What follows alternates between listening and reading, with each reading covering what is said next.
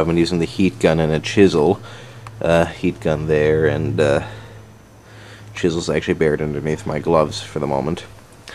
And peeling back the sound deadening material from inside the car here. Now, where you're seeing gray, that's some sort of a factory coating or primer. I'm really not sure exactly what it is. It's some sort of factory primer, paint, coating, but anyhow, wherever you're seeing that, that's still good metal.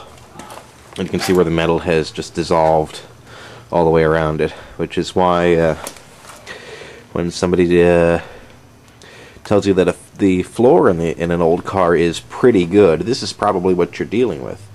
You know, they see little spots and they don't bother to investigate, so as far as they know, it's okay. I mean, this all looked this all looked very solid before I started picking away at it, and a lot of people at this point would throw in the towel and call a tow truck and just have the car junked. But you know, that's not my style. I know how to make this solid and make it last at least a few more years. So anyhow, I'm peeling back all the floor undercoating here. I'm doing one side of the floor at a time, and once that's done, I jack the car up and remove the undercoating from the areas that need to be repaired. And once I have, you know, once I have it back to clean metal, then I clean it up with a wire brush, make my cuts, and start installing patch panels. And I'm thinking about it, and you know, maybe I will be able to get away with some welding. I'm not 100% sure yet, though.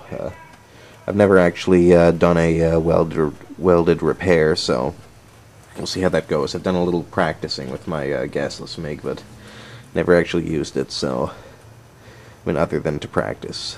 So we'll see what happens. Okay, it's still Saturday, April 10, 2010, and I actually thought it was going to take a lot longer than one day to get the to get all the sound deadening material out of the inside floor here.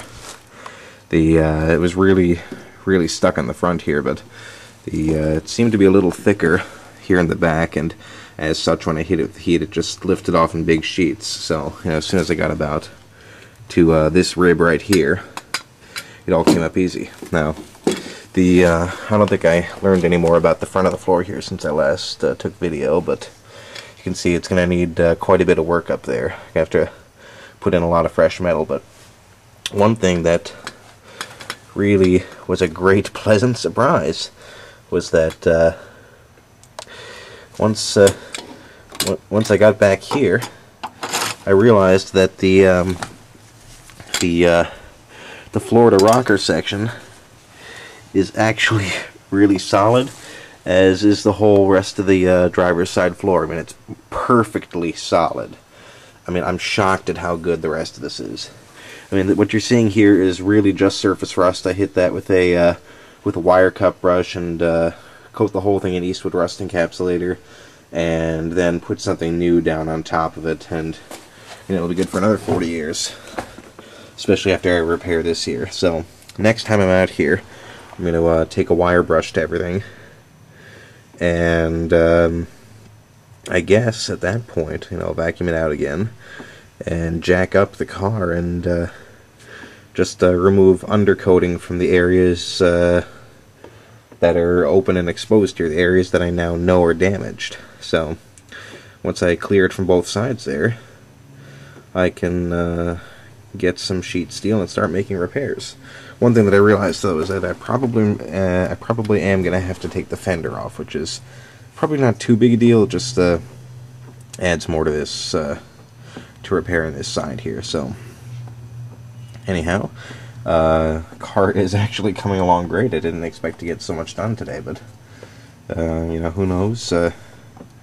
Maybe 2 years was a bit of an overestimate, but I'm going to stick to that for now. And you know, like I said, I would rather be surprised by getting the car done much more quickly than having it take a lot longer. So, see ya.